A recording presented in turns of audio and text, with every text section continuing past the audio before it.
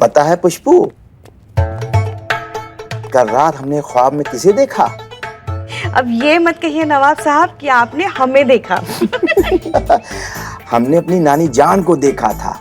वो सपने में हमसे क्या पूछ रही थी?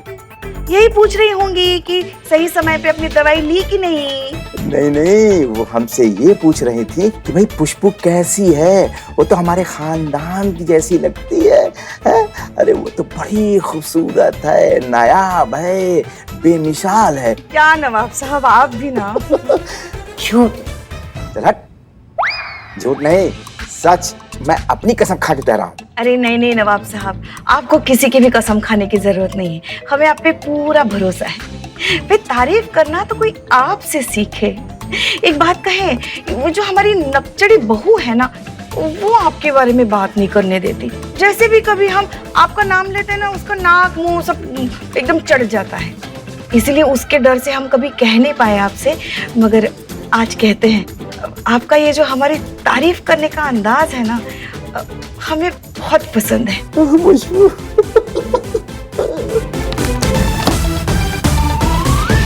अरे हो गया क्या हमारा?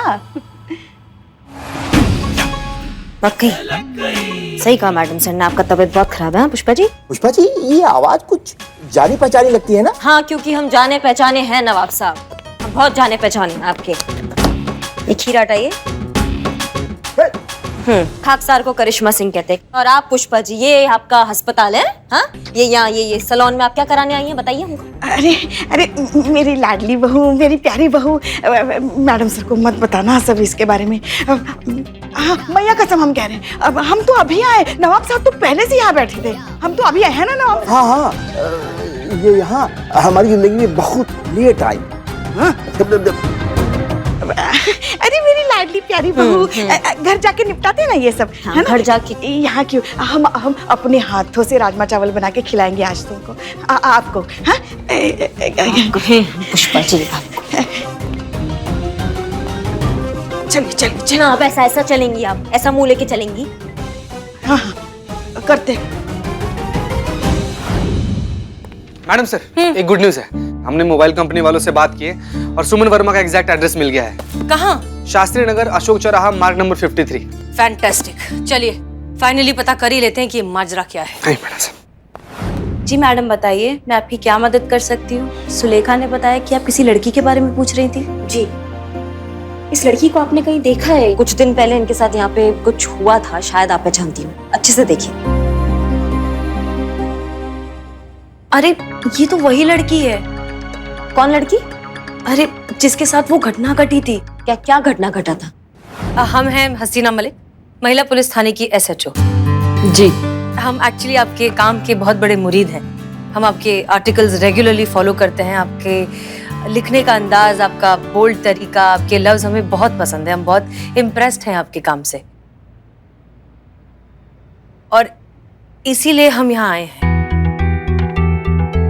पिछले कई दिनों से आपके आर्टिकल्स आना बंद हो गए हैं, आपने घर शिफ्ट कर लिया है, सोशल मीडिया पर आप इनएक्टिव हैं। किसी मुश्किल में है क्या आप?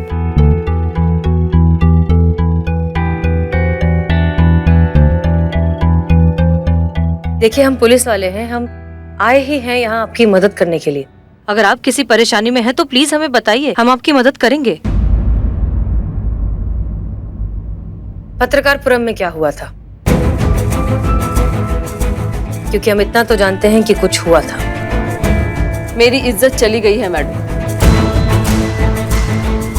ये कहना उस लड़के का है जिससे मेरी शादी होने वाली थी। सुमन, नहीं माँ, आज मुझे बोल लेने दो। उसने ये कहकर शादी तोड़ दी कि अब मैं उसके घर की बहू बनने के लायक नहीं, क्योंकि अब मेरी इज्जत नहीं रही। एक मिनट मैडम,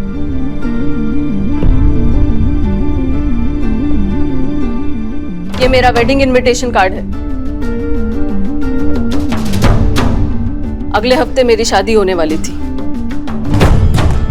वक्त, जगह, पंडित, रिश्तेदार सब कुछ फाइनल हो चुके थे, लेकिन एंड वक्त पर मनीष ने इस शादी से मना कर दिया, क्योंकि उसके हिसाब से अब मेरी कोई इज्जत नहीं रही। औरों की छोड़िए, पूरे जमाने का यही कहना है कि अब मेरी कोई इज्जत नहीं रही। और वो भी छोड़िए, मेरे अपने माँ बाप जिन्होंने मुझे जन्म दिया है, उनको भी यही लगता है कि उस हादसे के बाद अब मैं किसी को मुंह दिखाने के लायक नहीं रही। सुमन, ये क्या बदतमीजी? एक मिनट, बोलने दीजिए उसे। मैं अपने और अपने परिवार की इज्जत नहीं रख पाई।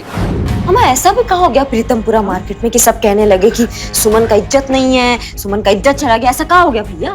मैडम, क्या बताएं आपको, बताते वक्त हमारी जबान जल रही है। उस बेचारी बच्ची के साथ बहुत बुरा हुआ। एक आदमी आया और बेचारी सुमन के गाल पर किस करके चला गया।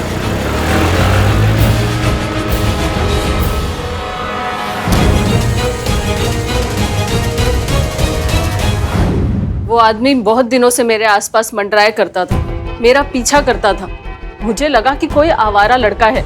शहर में ऐसे बहुत सारे आवारा लड़के हैं। मुझे क्या पता था कि वो कोई ऐसी हरकत करके चला जाएगा। नहीं, एक बात हमारे समझ में नहीं आया कि बदसलूकी या बदतमीजी तो वो लड़का कर रहा था ना आपके साथ, फिर इसमें आपका इज्जत कैसे चला गया? यही होता है हमारी सोसाइटी में सर।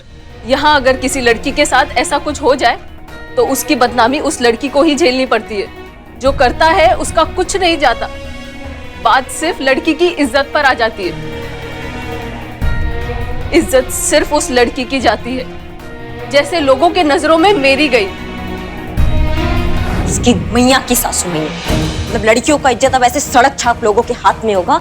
ऐसे लड़कों को ना डूब के मर जाना चाहिए, जिंदा काट देना चाहिए इनको। क्या कमाल की सोसाइटी है हमारी, और क्या कमाल के माँ बाप हैं आप दोनों। मैडम जी, आप कुछ नहीं जानती है। जितना जरूरी था उतना जान चुके हैं। वो लड़का जिसने आपकी बेटी के साथ इस तरह की बदसलूकी की है, उससे बड़े गुनहगार आप दोनों हैं। जो आपने किसी और की गलती की सजा अपनी बेटी को दे दी। मैडम जी, समाज वाले तो औरतों को ही दोष देते हैं, मर्दों को कभी कुछ नहीं कहता। इसी घटिया सोच की वजह से हर गली नुक्कड़ में ये जो बदमाश और गुंडे मवाली घूम रहे हैं ना, वो बिना किसी डर के लड़कियों को छेड़ देते हैं। क्योंकि हर कोई तो औरत को ही कहता है, मर्दों को कभी कुछ नहीं कहा जाता। आपकी इस घटिया सोच की वजह से आपकी बेटी आज इतनी परेशान है, इतनी दुखी है। दिखाई नहीं देता आपको उसका दुख?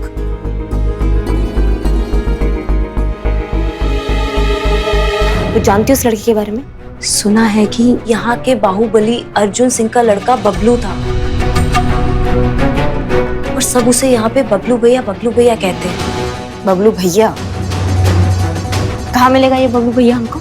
वो शाम को 5 बजे यहीं आ रहे हैं। यहाँ आने में? हाँ, 5 बजे। हाँ। एक बात बताइए, हम आप दोनों से पूछना चाहते हैं, इस तरह की पुरानी और दकियानूसी सोच के साथ आप किसका भला कर रहे हैं? आपको लगता है कि आप अपनी बेटी के साथ जो कुछ कर रहे हैं वो बिल्कुल सही है? अरे जमाना आगे बढ़ गया है, लड़कियां क्या क्या नहीं कर रही और आप अब तक वहीं अटके हुए हैं। और आपकी बेटी, वो आप ही का नाम रोशन कर रही है, आपका घर का, आपके परिवार का, हमारे प्रदेश का, इनफैक्ट पूरे देश का। कितना अच्छा लिखती है वो, और आप इस तरह की बेमतलब और फिजूल की बातों में आकर उसका इतना अच्छा फ्यूचर बर्बाद कर रहे हैं। बेमतलब की बातें आपके लिए होगी मैडम जी, हमारे लिए नहीं।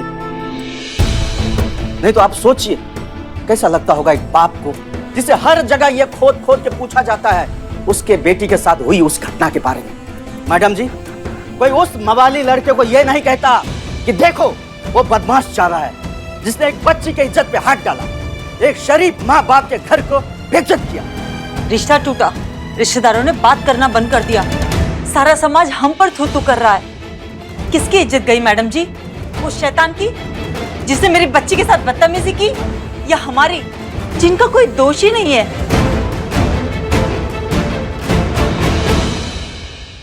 मैडम जी, मुझ में अब हिम्मत नहीं है जमाने की इस घटिया सोच से लड़ने की।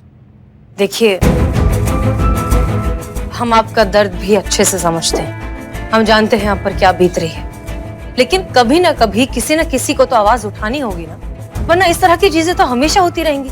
लड़कियों के साथ तो न जाने कब से ये होता आ रहा है। कभी ना कभी किसी न किसी को तो कुछ बोलना होगा ना। सुमन आप दोनों से बहुत प्यार करती है, इसलिए सब कुछ चुपचाप बर्दाश्त कर रही है, वरना जितना हम सुमन को जानते हैं वो गलत होता देख चुप बैठने वालों में से नहीं है। चुप रहना शायद फिलहाल इनकी मजबूरी है, लेकिन हमारी नहीं। सुमन, हम तुमसे वादा करते हैं कि इस समाज की घटिया सोच को अब हम बदलेंगे। किसी भी लड़की की इज्जत एक सड़क छाप बदमाश के हाथ में कभी नहीं हो सकती। तुम घबराओ मत, तुम्हारा फ्यूचर तो बर्बाद नहीं होगा, कभी नहीं। तुम बस हिम्मत रखो और हम पर भरोसा रखो।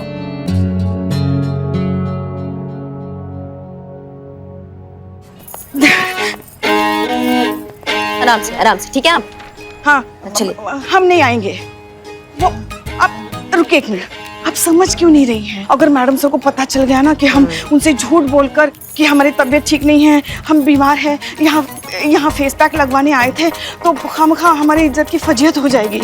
और वैसे भी हम तो यहाँ इनका दावा देखने के लिए आए थे। इन्होंने दावा किया था ना कि इनका फेस पैक लगाने से उम्र 10 साल कम हो जाती है, तो हम देखने के लिए आए थे कि सच में ऐसा होता है कि नहीं। क्योंकि फिर अगर कोई केस आ गया ऐसे इनके खिलाफ, तो फिर हम विटनेस रहेंगे ना। तो पुलिस है, हम ड्यूटी कर रहे थे। हम समझ गए। फिर भी मैडम सर ने हमें कहा है पुष्पा जी की जैसी भी तबीयत है उनको उठा के थाने लाइए, तो चलिए हम आपको थाने लेके जा रहे हैं। उनको सच पता चल गया? नहीं, अभी तक उनको कुछ पता नहीं चला है, उन्होंने किसी और वजह से बुलाया। क्या वजह हो सकती? नहीं पता ना पुष्पा जी। हाँ, आपको सब पता है। आप ही ने कुछ बोला होगा उन्हें। हाँ, हम ही हमेशा सब कुछ करते हैं। चलिए हमारे साथ चलिए। नहीं, हम नहीं आएंगे, हम नहीं बैठेंगे बाइक पे। नहीं, आपको आना पड़ेगा। 3 तक गिनेंगे, अगर आप नहीं आएंगे तो मैडम सर को सारा सच ऐसे बताएंगे। हाँ, आप क्या बात कर रही है? आप मैडम सर को सारा सच ऐसे बता देंगी? जी हाँ। और वो आप पे यकीन कर लेंगी? आपके पास सबूत क्या है? हाँ? मैडम सर को बताइए। यूं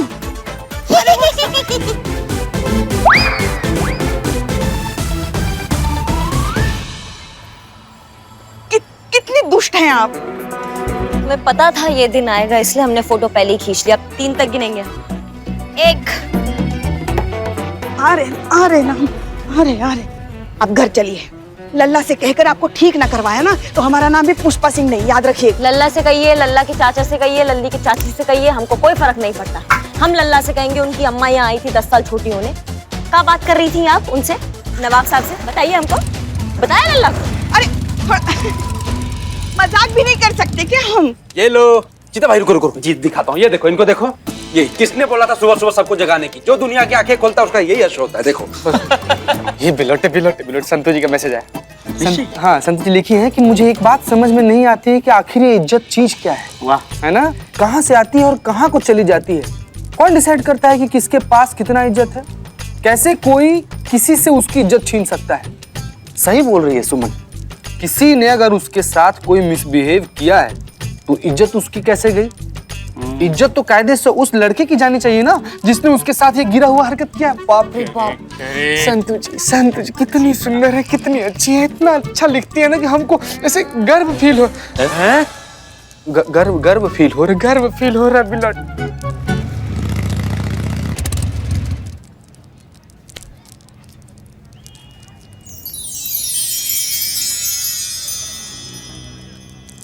चलिए।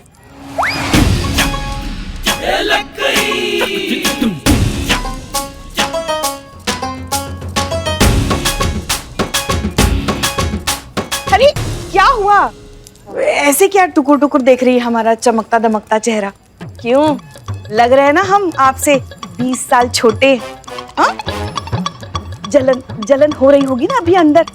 हाँ, यही सोच रही होंगी ना हमारा ताजा खूबसूरत जवान चेहरा देखकर कि लोग पूछेंगे हाय अब कौन किसकी सासू माँ है, ये आपकी कि आप उनकी? तो हम क्या जवाब देंगे, है ना?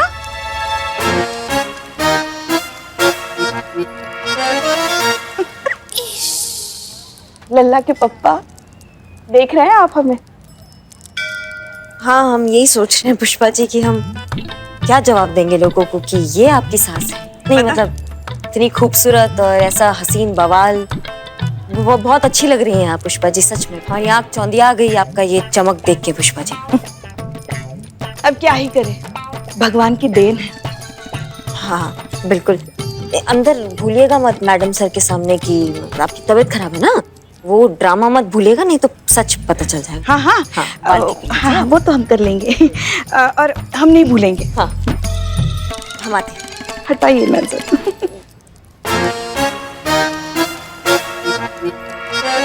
ये क्या? बाप रे बाप, मैडम ये कहा था। मैडम, पुष्पा जी आपको श्राप देती है लेकिन खुद चुड़ैल हो गई, कैसे? इनकी चेहरे को क्या हुआ? कौन सी बीमारी? लग रहा है खुद की नजर लग गई। हाँ मैडम, कैसे चितकबरा हुए पड़ी है? जवान दिखने का बीमारी हो गया है उनको। अब कान खोल के हमारी बात सुनो। कोई भी पुष्पा जी को नहीं बताएगा कि उनके चेहरे पे ऐसा हो गया है, नहीं तो वो डिप्रेशन में आ जाएंगी। ठीक है? वो सुमन आ रही है अपने मंगेतर के साथ। मैडम सर ने कहा है कि पुष्पा जी उनका काउंसलिंग करेगी। अगर हम उनको बता देंगे तो वो काउंसलिंग कर नहीं पाएगी। मैडम सर को भी बता देते कि उनके चेहरे के बारे में उनको ना बताएं, नहीं तो उनको अच्छा नहीं लगेगा। जय Hind madam sir. Madam sir, आपसे एक बात कहना था।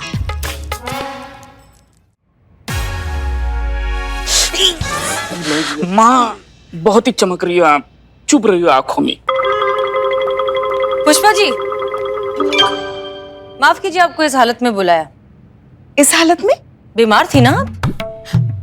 हाँ हाँ हाँ, हम बीमार थे। है देखिए ना, अभी भी कैसे कांप रहे हैं हमारे हाथ। मैडम सर, दवाई खिला दिया है, ठीक हो जाएंगी, उतर जाएगा, आप टेंशन मत लीजिए। क्या बुखार था? हाँ, दवाई ले लिए हमने। वैसे मैडम सर, आपको नहीं लगता कि आज हमारा चेहरा कुछ ज्यादा ही खिला हुआ है? नहीं तो। जरा गौर से देखिए। पुष्पा जी, कमाल की खूबसूरत लग रही हैं आप। इससे अच्छी आज तक पहले कभी नहीं लगी। अब काम की बात करें। हाँ हाँ, हम तो बस आपके सवाल का जवाब दे रहे हैं। एनीवेज, हम ये कह रहे थे कि पेरेंट्स के प्रेशर में आकर सुमन थोड़ी सी अंडर कॉन्फिडेंट हो गई थी, लेकिन हमारे बात करने के बाद, हमारे समझाने के बाद वो अपने मंगेतर के साथ यहाँ आकर इस रिश्ते को दोबारा एक मौका देने के लिए तैयार हो गई है। अब हम चाहते हैं कि आप इन दोनों की काउंसलिंग करें, खास तौर पर डॉक्टर अतुल की। उसे समझाएं कि ये जो कुछ भी हुआ है उसमें सुमन की कोई गलती नहीं है, और उम्मीद तो यही करते हैं कि उनका रिश्ता शायद बच जाए, उसकी सोच बदल जाए। हो जाएगा। अरे आ गए वो लोग। आइए आइए प्लीज। हमें हसीना मलिक, इस थाने की SHO। Doctor Atul, dental specialist. Suman ने बोला कि आप हम दोनों से एक साथ मिलकर बात करना चाहते हैं। देखिए मैम, मुझे नहीं लगता कि इस मामले में कुछ बात करने जैसा बचा है। फैसला हो चुका है। अब ये शादी किसी भी कीमत पर नहीं हो सकती। देखिए, आप बस हमें 5 मिनट दीजिए। ये है हमारी काउंसलर पुष्पा जी। आप 5 मिनट इनसे बात कीजिए। उसके बाद भी अगर आपको लगता है कि आपको नहीं करनी है शादी, मत कीजिएगा। I will respect your decision. बस 5 मिनट। ठीक है मैम। तो बताइए, आपने ये शादी कैंसिल क्यों की?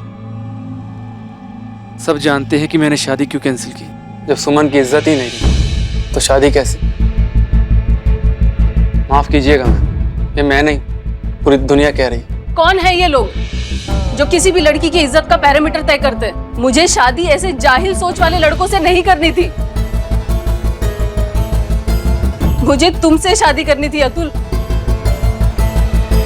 मुझे फर्क नहीं पड़ता है कि कोई क्या कहता है, कोई क्या सोचता है। मुझे फर्क पड़ता है कि अतुल, तुम क्या सोचते हो, तुम्हें क्या लगता है? मुझे क्या लगता है, एक लड़का आता है सबके सामने पब्लिक प्लेस में, तुम्हारे साथ बदतमीजी करके चला जाता है और हजारों लोग तमाशा देखते रहते हैं। एक क्रिमिनल वो लड़का है जिसने तुम्हारे साथ मिसबिहेव किया, और उससे भी ज्यादा क्रिमिनल वो लोग हैं जो कायरों की तरह खड़े होकर तमाशा देखते रहे।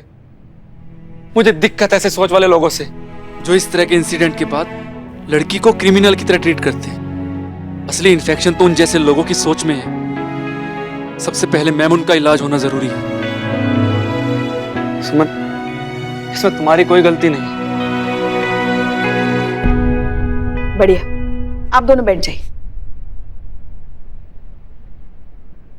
डॉक्टर अतुल, इतनी अच्छी और सुलझी हुई सोच है आपकी, फिर भी आपने शादी कैंसिल कर दी। एक नया दांत लगाने के लिए बाकी सारे दांत तो नहीं तोड़े जाते ना मैम। ये फैसला मेरे घर वालों का है और उनके लिए मेरी भी कुछ ड्यूटीज बनती है। जो भी हैं, जैसे भी मेरे माँ बाप। मैम, मैं उनके अगेंस्ट नहीं जा सकता। हम समझ सकते हैं, मगर क्या आप उनके इस फैसले से आप खुश हैं? आप मेरी बात नहीं समझ रही हैं मैम। मेरे सोचने समझने से कुछ फर्क नहीं पड़ता। दुनिया क्या सोचती है, सोसाइटी क्या कहती है, इससे फर्क पड़ता है, और हमें उनके तौर तरीके फॉलो करने पड़ते हैं। यही सच है। मुझे यहाँ बुलाने के लिए शुक्रिया। चलता हूँ, बाय। देखिए अरे अतुल,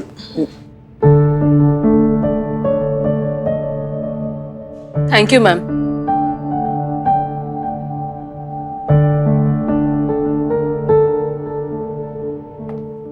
कुछ नहीं होने वाला मैडम सर, ये पढ़े लिखे ना डरपोक लोग हैं जो समाज की ऐसी घिसी पिटी सोच के खिलाफ कभी नहीं जाएंगे। मैडम सर, ये बबलू भैया जैसे घटिया लोग हैं ना, इनको जड़ से खत्म करना होगा। समझ रही हैं आप हमारी बात को? हम जाते हैं और उसको धर के लाते हैं और देखते हैं अपने तरीके से मामला। उससे भी कुछ नहीं होगा करिश्मा सिंह, क्योंकि ये बबलू भैया जैसे लोग खटमल है। आप एक को मारेंगे 100 निकल आएंगे। हमें इस गलत सोच को खत्म करना होगा, तभी हम सही मायनों में इस केस को सॉल्व कर पाएंगे। ठीक है, आपको जैसा ठीक लगे, क्योंकि आपको हमारा बात तो कभी ठीक लगता नहीं है। एक बार हम पर छोड़कर देखिए, ना केस रहेगा ना अपराधी रहेगा, टंटा ही खत्म कर देंगे, मामला रफा दफा कर देंगे। आप हम पे छोड़ के देखिए एक बार। ठीक है, छोड़ दिया। मैडम सर, आप एक बार सोच लीजिए। मजाक कर रही हैं मैडम सर? नहीं नहीं, आप ट्राई करना चाहती है ना? ठीक है, कीजिए ट्राई। All the best.